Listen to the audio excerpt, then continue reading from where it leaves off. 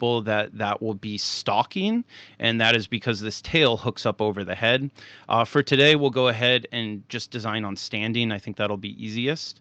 And I like to design on a color that's easier on the eyes, but again, because my bosses are in here breathing down my neck and it's scary, I'll stick with the red one. So Ooh. we'll do the red guy here, and we'll do a beautiful little Valentine's Day number. So one thing to keep in mind with the designer is you can think of everything almost centrally to the cat's nose here. So next we're going to click over to details, and we're going to name our accessory. You're not locked in. You can go back and edit this at any time. So we're going to Prior call to this minting. minting. Yes. All of this is, you can edit all of this prior to minting will be the caveat. Once you have Good minted, crown. your accessory exists on the blockchain forever. So I'm going to do give be careful. every cat Watch out for a those chance. random pixels. And for sale, we'll just list it for 0 for now. The content level will remain everyone. And here we are. Here is your main pixelating screen. And So you this is can where I zoom. live. He did this without thinking about it, but you can zoom in and out on this canvas. So I you can did do get, that without thinking. yeah, you can get right up close with the cat, or you can be far away from the cat, depending on what you are trying to do with your project and at I what just point you use are in the control project. scroll wheel. But yes, you can zoom the canvas in and out like this. And then you can also zoom your overall canvas kind of in and out if you want to zoom out and see what your pixels look like from far away, and then enhance all possible. Those are all tools you can use. One of the things right off the bat you'll notice is you have several options for canvas color. The first is just a transparent background. The second is dark, and the third is light. I most often work in dark, but you'll see that swapping from one to the other and back again will help you pick up stray pixels, which is really crucial for before you submit. Yeah, You want to do kind of a check on everything. we definitely do recommend that you design on one of the solid colors at least to start, um, and then move on to the the no background later on. But always make sure that you're watching out for those random extra pixels that like to hang out in projects. Yep, they can be kind of hard to spot, especially if the default is, the transparent background and you plotted a white pixel somewhere. Just be mindful of, just a stray pixel before submission, because it is blockchain. Everything is permanent. So we splash down into a 128 by 128 pixel grid. And the first thing you'll notice is we have a 2 by 2 cat nose right in the middle of the grid. So this cat nose is always going to be in your middle. There's nothing you can really do to change that right now. So your design is always going to be central to that. What that means is if you wanted to hypothetically one day stack designs, let's say you have a layer 1, which could be a background, and one day you want to do a layer 2 with some added detail. Well, that all lines up central to the nose. So it's kind of intuitive once you start working with it. Everything's central to the cat's nose. The other thing you'll notice is because it's central to the cat's nose, it actually is central to the cat's overall head. Each of the 4 cat poses has pretty similar head shape. There's some small pixel discrepancies from some poses to the other, but for the most part, the head's always going to be the same shape. So one of the easiest ways to start working is to kind of map out your accessory to that nose and its placement to the nose. And it also is one of the reasons that accessories that are head specific or located on the head are just slightly easier to get started with. If you're looking for a starter project, starting with headgear is probably the way to go just to get comfortable. Our first thing we're going to do, now that we've kind of, we have a rough idea of where we're at and where we'd have to start, is what do we want to make? And this is sort of, the brainstorming process. You'd want to go out and look for some reference material, maybe search for some 8-bit art in the style of what you're looking for. What I'm looking for today is a Valentine's Day crown. And centrally, I wanted to have this idea of one of those goofy comic arrows that looks like it's going through the cat's head, but it's really just a headband. I wanted that to be kind of, the meat and potatoes of what made this accessory funny. And so I'm going to be designing around that concept today. Which actually brings me quite neatly to the first question that I have to ask for you today, which Yes. is how much work goes into planning ahead of time an accessory? Like, what is your sort of normal process in terms of, all right, I have an idea, it's Godzilla. Where do I go from there? Right. Yeah, I think the bulk of my interest has to be from personal excitement. I'm not gonna see an accessory out to completion unless I am personally like super into it, and want it equipped on my cat first and foremost. So I would say that starting criteria has to be your self motivation for gassing the accessory through, whether it's something that's another project you're involved in, and this is a way to do a crossover art piece for it, or it's something that you're obsessed with to an unhealthy degree, like me and rubber monsters from the 70s and Toho. um, you know, that's kind of my driver for why I want to complete something. So the early stages of that planning really come down to, I have a vision for what I want to get on my cat. How can I blob this on top of this 128 by 128 grid and make it work for 4 different cat poses and, every different cat color so that everybody can share in my interest? That planning stage of, yeah, I have an idea and it works for my cat. How can I make it work for other cats too? That's the bulk of what I spend the pre-planning stages on. What I'm doing right now is I'm going through the palette, and I'm basically gonna just pick a palette that's Valentine's Day colors here. And I've got a deep purple, and then I've got some nice values from a light red to a dark red. I'm gonna go ahead and pick a color pop as well. I tend to like golds, so I'll do this yellow. I actually quite like this brown. I'll keep the brown. And what we can do is we can use this yellow and brown and even this dark red to fade a gold. So when I'm picking these color palettes, a lot of times what I'm doing is looking to just maximize 8 colors. Um, you can basically do a highlight color, a normal color, and a shade color to create depth on any given range of color. So the more overlap you can get from one to the other, the better. So a lot of times I pick a dark color that can not just shade your main cat color, it could also shade something like a secondary color. So the first thing I'm going to do here is zoom in a bit, and what we're going to do is just start working centrally to the cat's nose again. I think what we'll do is just start maybe with a band across the top. Just start working on some placement here.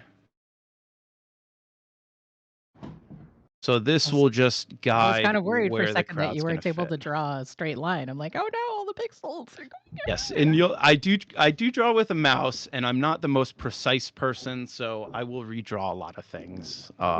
Yeah. The nice thing is there is an eraser tool built in. Mm-hmm. Yes, and Control Z also will work for you. So something And very handy. Typically, my left hand is resting on the Control Z, and my right hand is pixelating because I'll make a lot of mistakes as we go. And this is the fastest way. So right now, I'm just going to do kind of a simple band here, and that's going to guide the overall placement of the crown on top. so this actually dives quite nicely into the next question that I wanted to ask you. So, how long does it take for you to make one of these caps? Because you've done a few of them at this point. Yeah, I'd say an hour and a half, 2 hours, something like that. A lot of it is tweaking back and forth when I'm done and deciding what needs more working and what I can live with. Um, so I'd say the initial design takes about an hour of tweaking, and then I'll come back to it later and make another round of changes when I've had time to digest it. All right. And then how long does something like a Ghidorah accessory take, because that is considerably more involved, has a lot of sort of, for lack of a better phrasing, moving parts to it. There is a lot going on in an accessory like that, and it takes up almost the entire canvas. Totally. Something like that, the most of the legwork is actually going into the initial blob. So on something like the Ghidorah accessory, my process is slightly different because you're really trying to maximize the space of the canvas in relation to the cat rather than come up with something that's nice, and small on the cat. So what I'm doing in a Ghidorah situation is I'm taking a big blotted color. I'll just use purple here.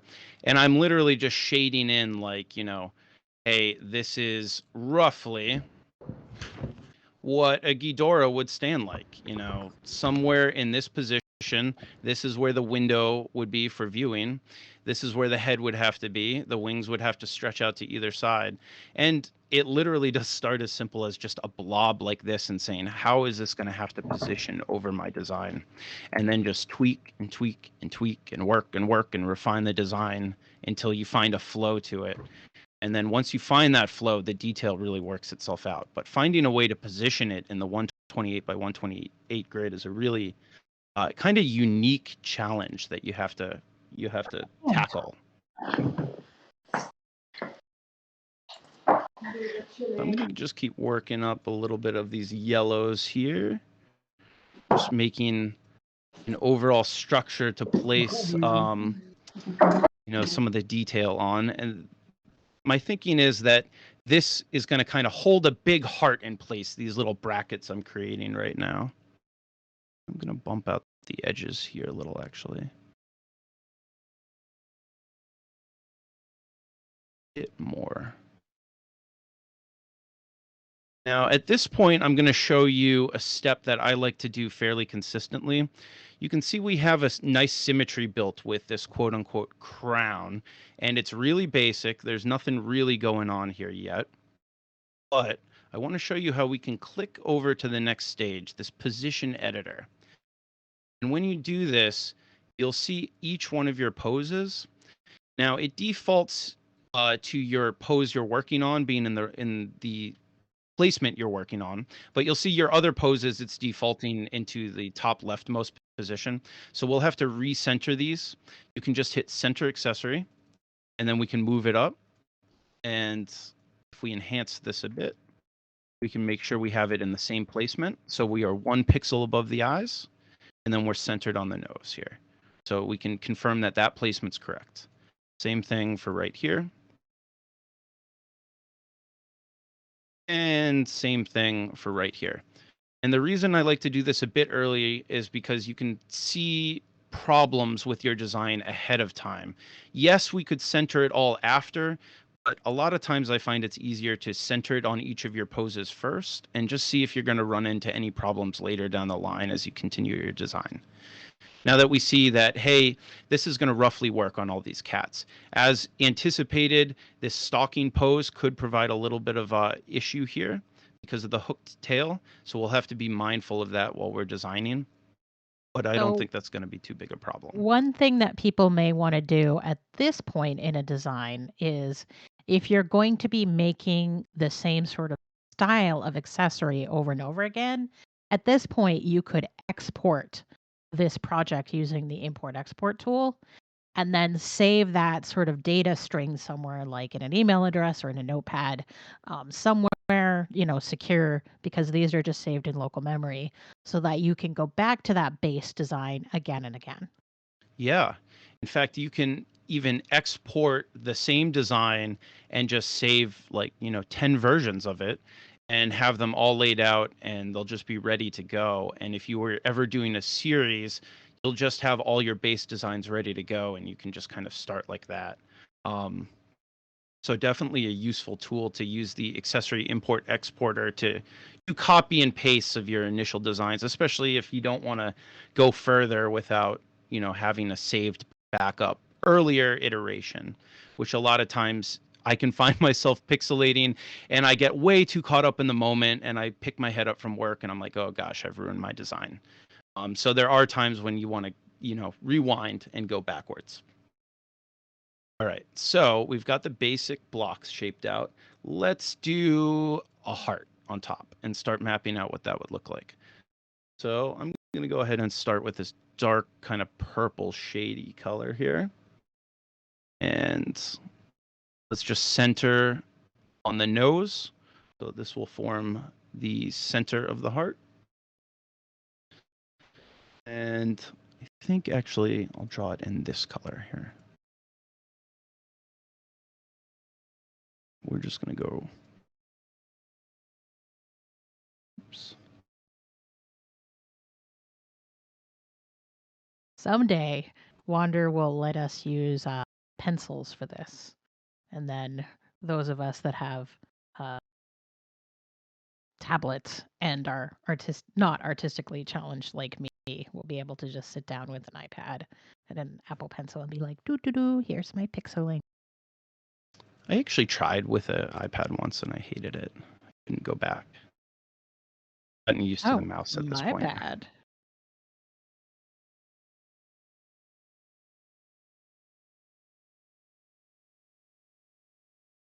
So I'm just doing a thick line right here.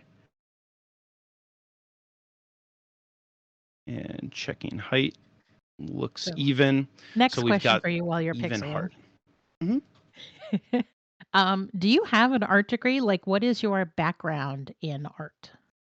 I am an art history major. So I do have a background in the biz, quote unquote, I guess, of art.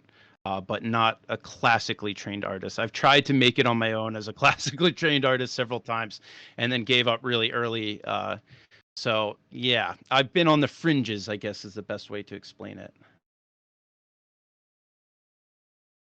So let's keep moving upwards with this heart. And I'm just going to try to get some nice, like, light value across the entire design here.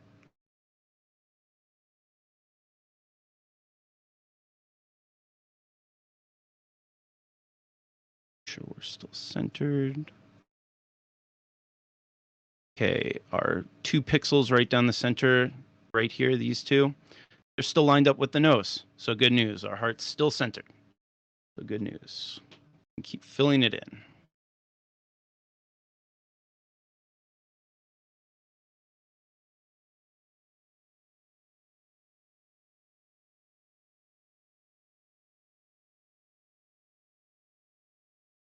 One of the fun things about Boutique too is as you get a sense of the light values and how to maximize your palette, it really does open up a lot of possibility with stacks. And this is an area where we've started to explore in Boutique, but I really think there's a lot more to explore. Is this idea of, yeah, you have an initial drop that you've made to folks, and yeah, they may value that accessory. Well, we can do follow-up drops. Those can be things not just like palettes. Those could be layer 2 drops where you have the base accessory and now we add a whole nother degree of detail on top of that accessory, whether it's another layer of highlighting and shading or something fun like bubbles coming out of something or, some light value coming out of something, energy rays. There's all kinds of possibilities of adding a stack on top of another accessory. Just because we only have 8 colors to work with, that doesn't mean we're limited to only 8 colors. You really can just stack on top. And the interesting thing is the gas price for 2 accessories with 8 colors each is actually cheaper than one accessory with 16 colors. I know there's sort of been a lot of ongoing conversation about why we limited the boutique to 8 colors, and the answer is gas gets really crazy really fast. All right. There's a basic heart. So we have just the shading down right now, maybe one little bit of highlighting on the top. So let's try to add a little depth to this now. This is one area where I still struggle a bit, and I would say that this is just art training, is knowing where values should lie in terms of shading, highlighting, and making it look quote unquote natural. And sometimes I just have to work it, and it just takes trial and error to find what looks natural and what doesn't. Yeah, At the end of the I day, can't you're even draw trying. stickmen. Mine are really crooked, so I'm kind of going to take your Yeah. advice on this one. Like how do you bring a concept down and convey that concept in a really simple pixel? Sometimes it's not really what you'd think it would be to convey something. So one of my big learning curves was, for example, if you want to do chrome writing or if you want to do metallics, creating a non-metallic metallic look is basically just light values. And that can be a difficult thing to do in minimal pixels. So small things like that can actually be some of the most challenging things to do, just conveying scale down in pixels. So right now I'm just kind of making the heart more interesting. And we'll have to do some trial and error just to make sure it looks okay.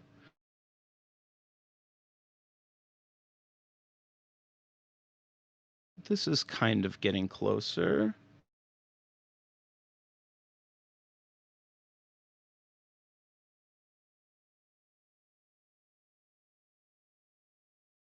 Let's see. I'm fairly happy with that for now, so I think I'll keep moving. So is this going to have a big old goofy arrow shot through the heart? I think so. Let's actually work on the arrow now. So the idea being that this little central piece we worked here in between the ears, that's going to be the arrow. That's the center of our arrow. Oops. So are you going to name this accessory Giving Love a Bad Name? We can name it anything as long as you bribe me first. Let's see. Let's do 5. So I'm going to save a little bit of time here and just do a clone. So we can add 5 pixels at a time. There are some minor tricks in here you can use to save time. Cloning is definitely one of them. Selecting to copy and paste large areas of work. But for the most part, you'll just be micromanaging your pixels. And boop. So I like there's. how the more times you have to undo pixels, the harder you hit your Control Z. I do tend to take out my rage on the boutique. Yes. I was serious when I said it was a cathartic process for me. Oh my gosh, good times. I do like how this arrow is starting to look. It's pretty cute. There's a little arrow right through the ears there. Yeah, so let's do the back end here. So thinking about something like feathers, let's probably stagger them and do them slightly off to add a little more interest. A lot of this my philosophy is just how can you add as much interest as possible to a pixel?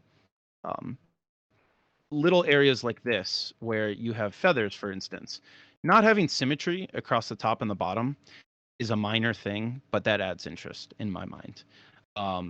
So how many arrows did you look up before designing this? 5,211 on Google Images.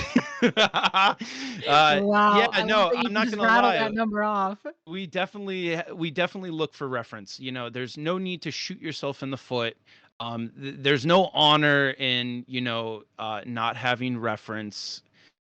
Reference is a tool like everything else. There's no reason to not go out and look for reference in 8-bit and see, what can lend itself really well to the MoonCats ecosystem too.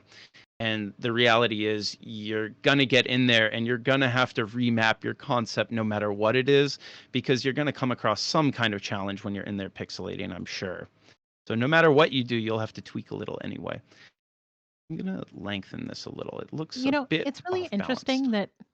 that watching you make the heart, I'm kind of surprised that no one has made cutie marks for their MoonCats yet. I'm probably the only person who's ever thought about that because I'm the only girl. But I mean, some of you have to be children of the 80s. Someone has to have watched My Little Pony, right? I mean, I think that really what we're missing right now is that aha moment of people realizing you can just get in there and you can really make anything you want for your own cat. And it's not egregiously expensive. Um, it is passive income. If you get out there and launch a shop and you like what you designed, I guarantee if you liked what you designed enough to equip it and gas it onto your cat, somebody else will find value in it too. I think the thing that hasn't been explored a ton is for a long time, we didn't have people that were doing like super huge, mega complicated accessories. And like then the Mech 2 hit. And that was Hmm. the big oh moment for like a lot of designers. And now we have this like huge variety of mechs and like kaiju and the goo bots from Acid Man that I'm Hmm. like Yep. The Goobots loving. are Seeing those fantastic. on different MoonCats has, like, been tickling me pink lately because it's so different from anything else in the boutique.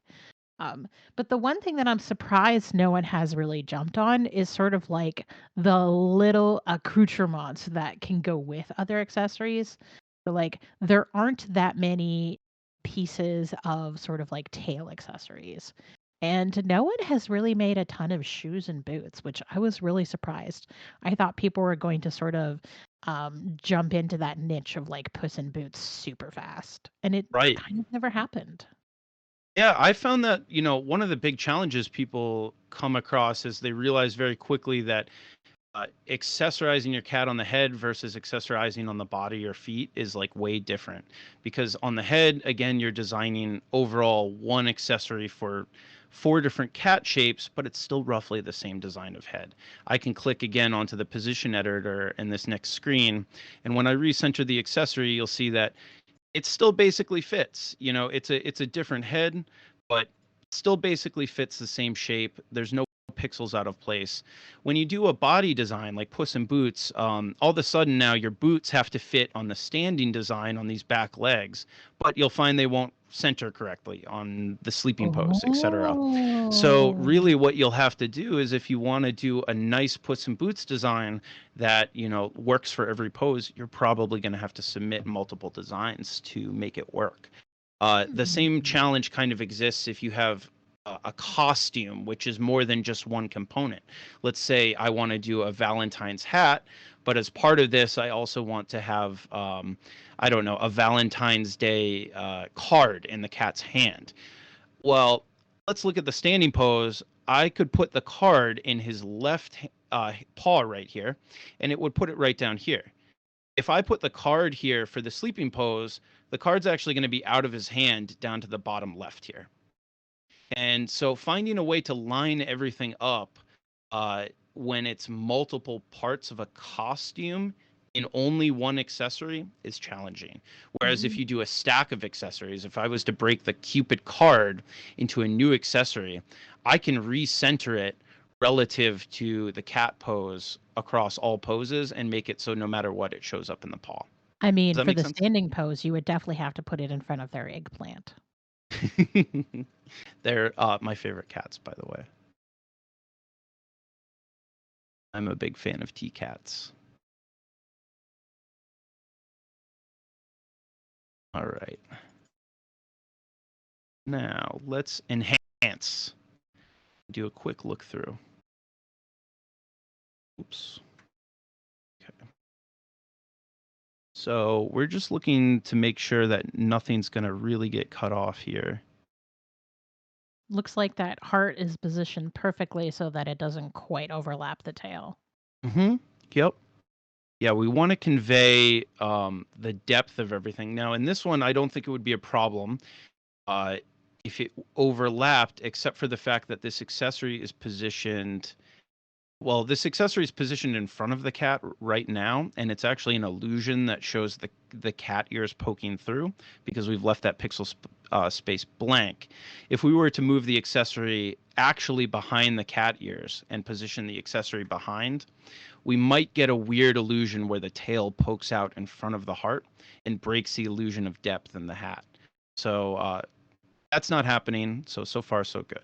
So, are you maybe going to offer some palette variants for this? Because I'm noticing that the arrow on the red moon cats blends into their coats. Mm-hmm. Yeah, and let's actually click to the next screen, which we haven't gone to. So here we have a palette that is shown on one cat, and you're saying, you know, gee whiz, this looks great, but I don't know, it's kind of getting lost in the cats. How can we see it on other cats? Well, click preview. Click to the next screen here. Preview is going to show it on all of the other randomly generated cats. And so you're going to get to see what your accessory looks like, not just on flipped poses and flipped directions, but also different colors, including Genesis colors. It will sometimes preview in here. So So you're starting. Oh, this sorry. is Go kind ahead. of a funny look for me because if you're putting a red accessory on a green cat, and for me it's like, oh, the tail disappears and the arrow again. Oh wait, that's probably not the cat that I'm thinking of. I'm pretty happy. This may be a little short still, the tail of the arrow. I may lengthen that. Maybe one more Yeah, pixel maybe of fletching. one more.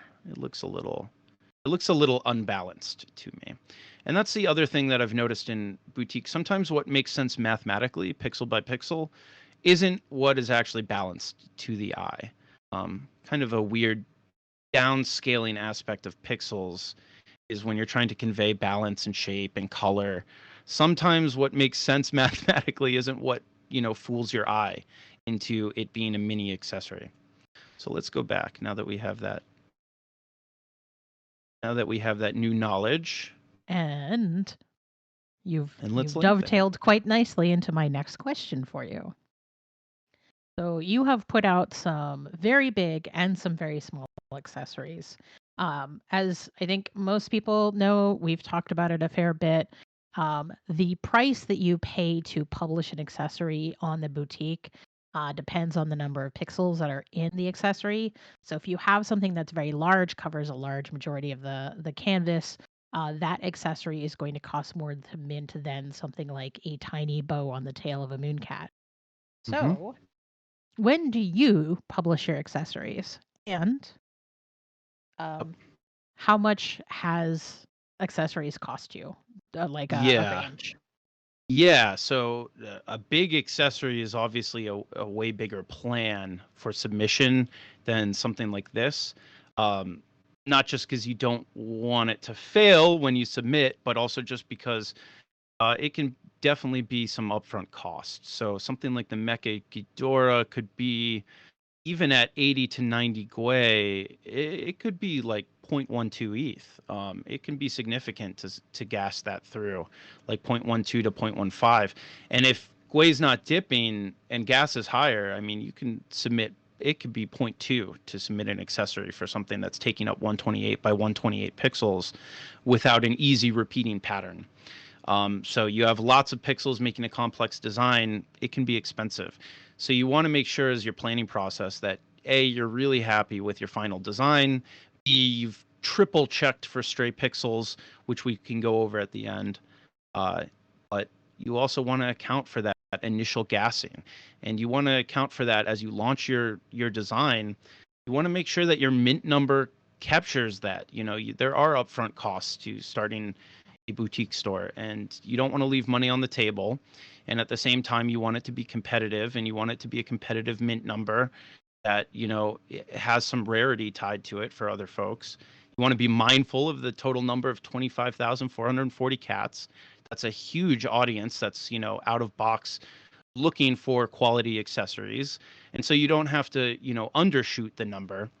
But then at the same time, you have to be mindful of the fact that you're going to spend some gas to deploy the whole thing. So build that all into your thinking. So right here, I'm pretty happy with this. I'm pretty happy with the overall shape. And looking at this, if I was going to critique it, I think that it's a bit boring on this headband right here. So I'm going to look to add a little bit of depth. And what I'm going to do is add gems, I think. Make it very fancy. And let's try to add some rubies. So to do something like that, basically going to just build up kind of a glittering gem look. Yeah, something like that. Let's see if this works.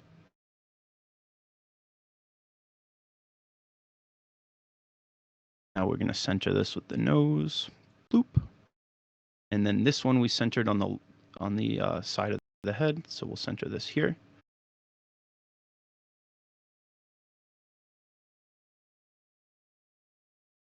And I'm going to go back into Position Editor. Check it out down the line. I'm happy with all that positioning. I think it looks okay on the red. Let's see it in the other preview.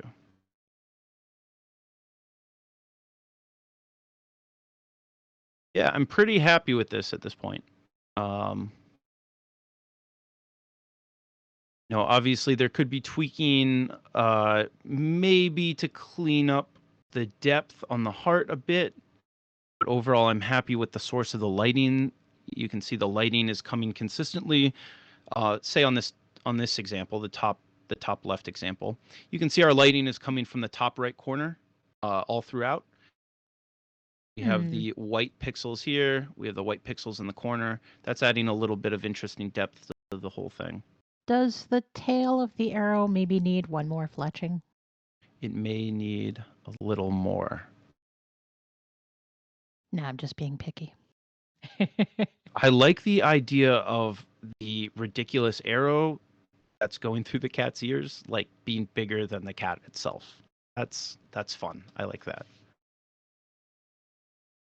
So what we can do is just move this one more. I will say that one of my besties is actually an archer, and so he has talked a lot about the shape of arrows and showed me pictures of shapes of arrows for like the different contests that he has done. There was a Lord of the Rings online collector's edition that had an arrow quiver and arrows in it, and he was very angry about it because the arrows were terrible and not real. Well, these are MoonCat arrows, so they're different. They're special. I'm down for it.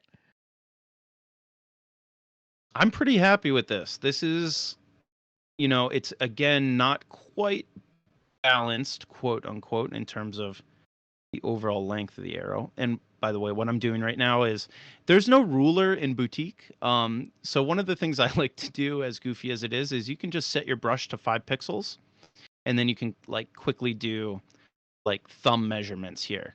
Like, oh, this is 5, 10, 13 pixels. This is 5, 10 pixels.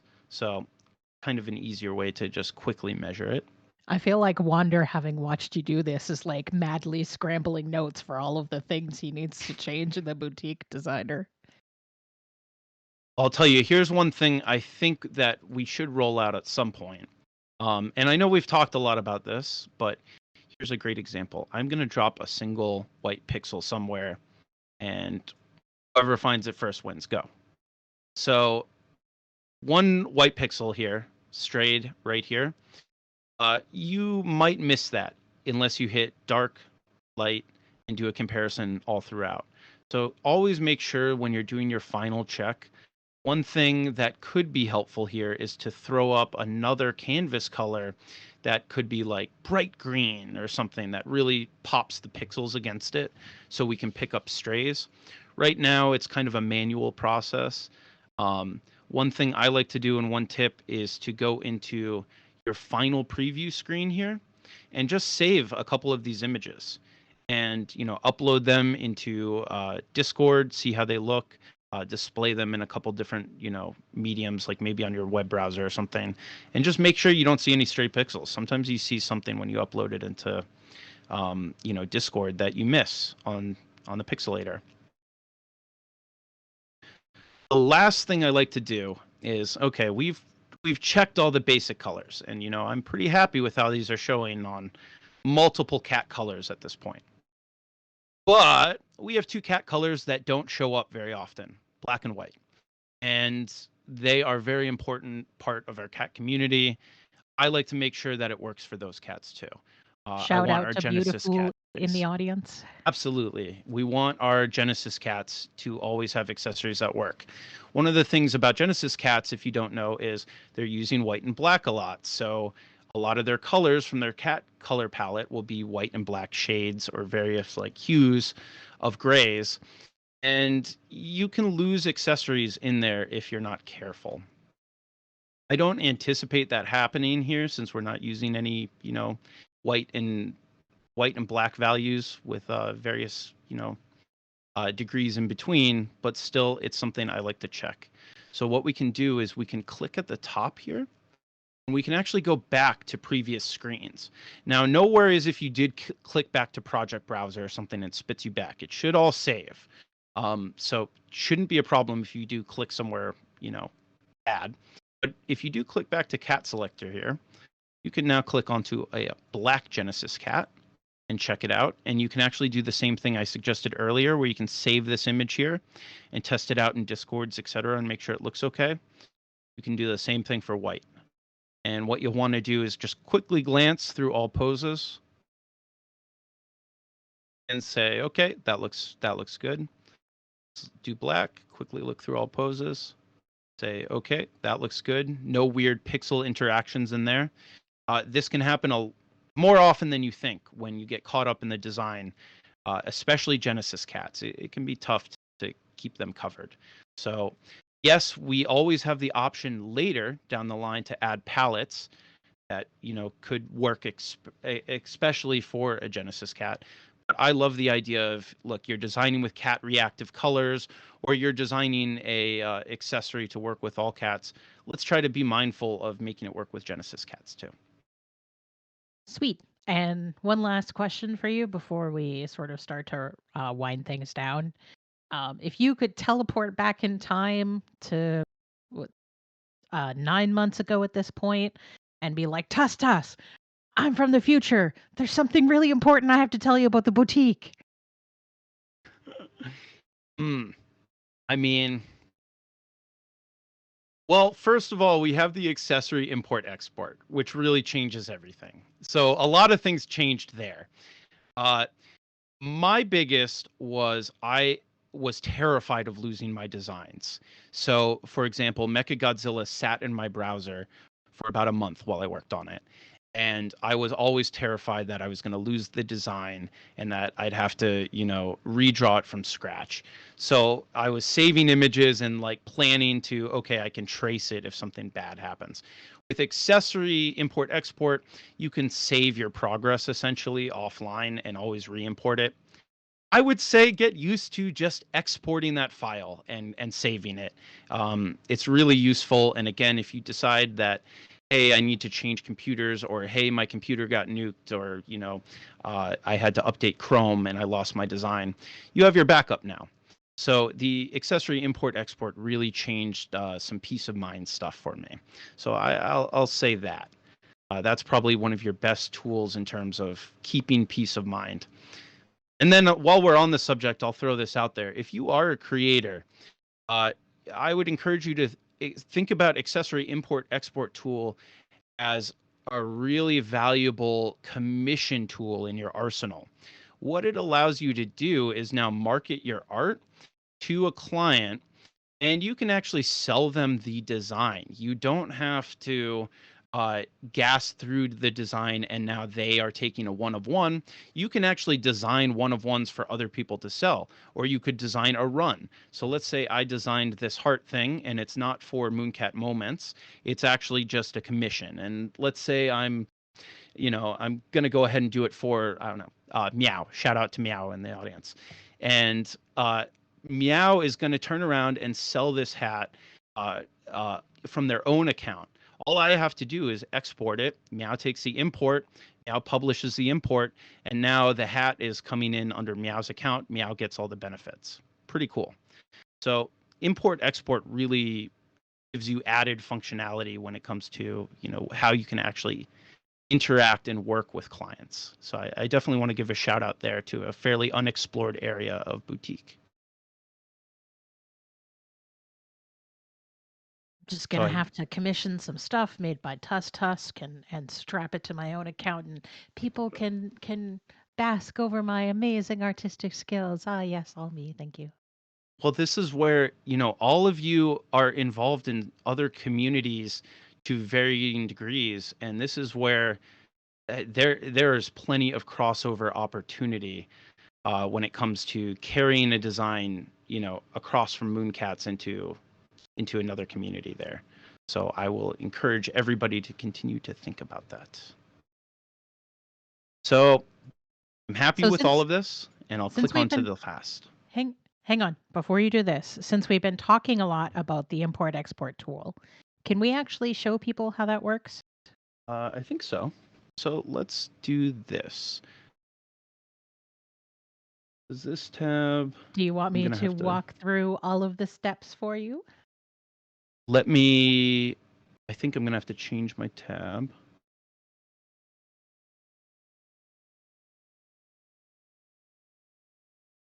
Yeah, so let me stop streaming and then bring up my other tab here real quick.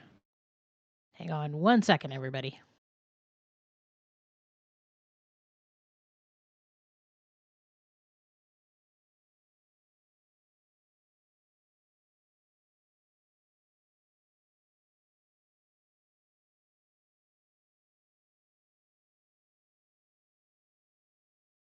All right. Now, close my design, and I'm going to refresh my import-export. So that is a really important step, and we have it at the top. Do make sure that all accessory designer tabs and probably boutique tabs in general are closed before you use this import-export tool, because there can be some funny interactions if you have other tabs in the boutique open. Yep. We don't want you to lose any of your work here. So you'll see that we have the Cupid crown, and we have this horrendously long string. We can copy that, copy the export data here. Now, I would want to save this string as just a text document offline if I was saving my files. But what you can also do is give it to somebody else, and they can go to mooncat.community/accessory-io, and they could import it, or you could go ahead and import it. So what I'm going to do is just import a copy, and you'll see it says import Cupid crown. And then it gives me a little sign that says project successfully imported, and boom, I have a copy. I can do this as many times as I want, and it can just keep copying over. So this could be a good tool for, variations of a design, but it could also be, used for commissions and for saving your work. So one thing that you do want to be careful of is make sure that you do the import-export before you mint your accessory. I'm not sure if we fixed that. Oh, did we fix that? I think we are fixed. That's been fixed. That. Ignore me. So I think we're good. But I imagine we'll find out very quickly if we're not. So cool. No, we're going to find out in an hour. It's not. I'm pretty sure we've tackled that so that now on import, when you actually click import, Wander can correct me, but I'm pretty sure what's going on now is when you click this import string, it actually does a check on if it was published and removes that error it was throwing. So it's fixed on import, I believe. Sweet. All right. That's really it. The last step really comes down to going back to designer and actually gassing it through, which we probably aren't going to do from my account. We'll probably use the import-export tool to eventually move this Cupid crown over to the MoonCatRescue specific account to gas it out for folks for the MoonCat moments. All right. But if I was going to gas it through, I'd keep an eye out for Logway and try to get it in under 80. That would be my rough target. That was going to be my next question. If you publish an accessory, what is the gas price you shoot for? So 80 and under? Yep, I would say 80 and under. Obviously it's really dependent. If you've never gone and checked gas prices somewhere, a site like Watch the Burn can be great for getting a glimpse of overall what the gas fluctuations are. There's no reason you can't just set your accessory to gas through later in a night, when gas dips down to a certain point. So that's something that, you can definitely do to save some. I usually just like the peace of mind of being able to watch it confirm. And so to me, it's worth the extra cost a lot of times of gassing it through slightly higher and having peace of mind of just knowing that it's deployed. And the last thing I'll say is once an accessory is deployed, you'll actually have this entire out-of-box kind of management of the accessory management built into this whole process. You don't have to worry. Once you start your design, it really will guide you from start to finish on how to post it on your MoonCatRescue store and start selling it. So you'll publish it, you'll go to manage your accessories inside mooncat.community, and then you'll be able to list it for sale right from there. So we do have a verification process, et cetera, where we go through and double check accessories, but it's important to note that you can gas through any accessory you want and start selling it. I mean, there's nothing that prevents that. Sweet. If people have any quick questions to ask TuskTusk before we wrap up, we can probably fit in one or two before we take off for the day. You can just drop those into general.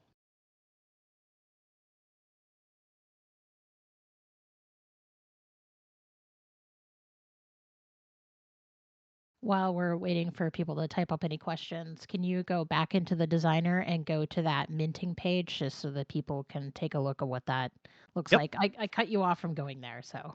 No worries. You reshare.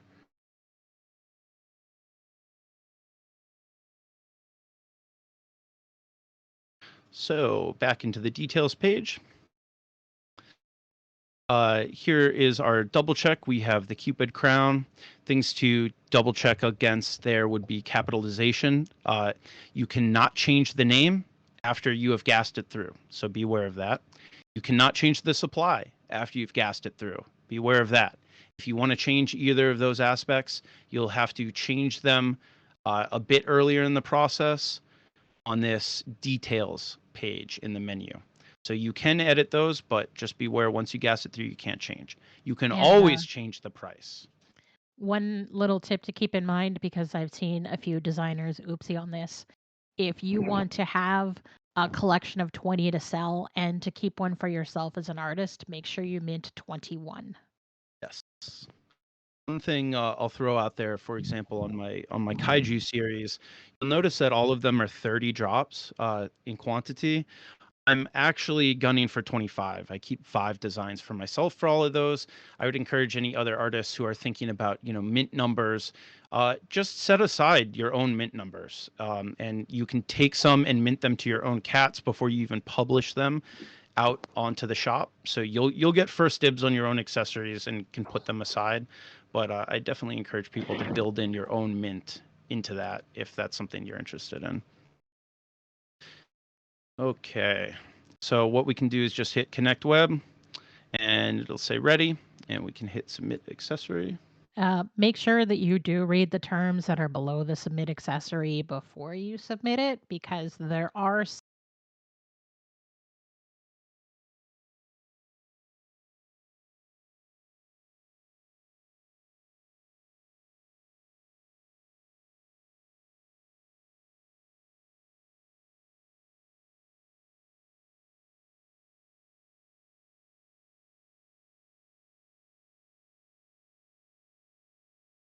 Monitor everything and keep it family friendly.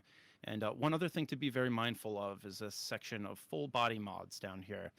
We want to be mindful of keeping the cats visible to some degree and more importantly, not trying to fool other people into thinking that the cat is something it's not. That is the intent. If you're trying to submit an accessory to fool someone into thinking the cat is a different design than it actually is, it's probably not going to fly.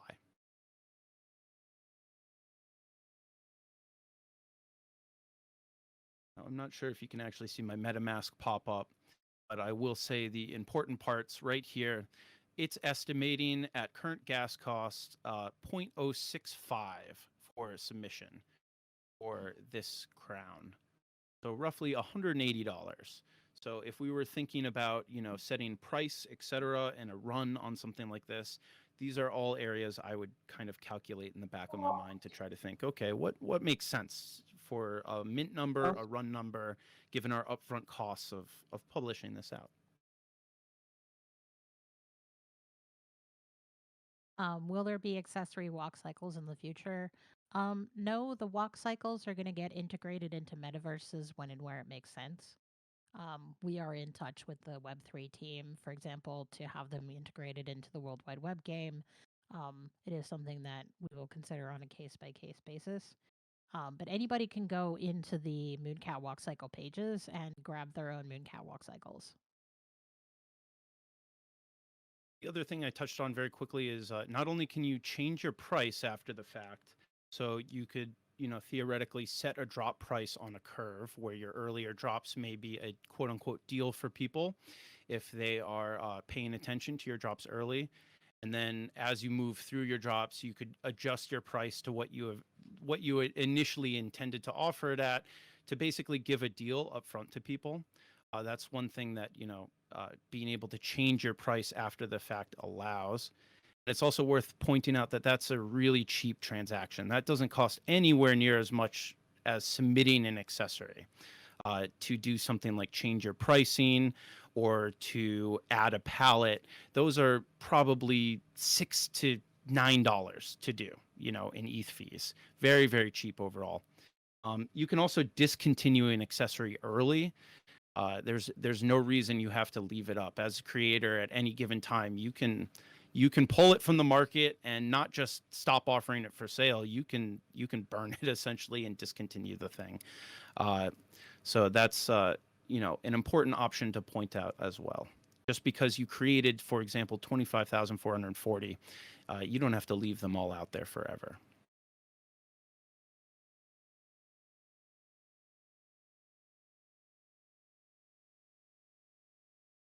All right. I think that wraps up our first Discord stages. But thank you, everybody, for tuning in. This was fun. We are going to be doing these on a regular basis. They will be from a variety of Ponderware staff members on a variety of subjects. So if there is a person and or a topic you would like to see covered in a future Ponderware Presents, feel free to shoot those my way or TuskTusk way, and we will start building a list of things to be talking about. Oh, rock and roll. This was a lot of fun. Yes. And if we could do one in the future, I could do some advanced tips and we can talk about things like, positioning, pixel text, which is its own beast because of mirroring. We can talk about some of the tips and tricks around, large designs. So there's still plenty to explore, and just think up questions in the background and everybody feel free to shoot them to me. I think we could probably spend an hour just on mirrored accessory. Yeah, I think so. Yeah. Because that starts to get into some crazy territory. Mm-hmm. Yep. All right. Yeah. Thanks, everybody. We will see you next time. Thanks, everyone. That was awesome.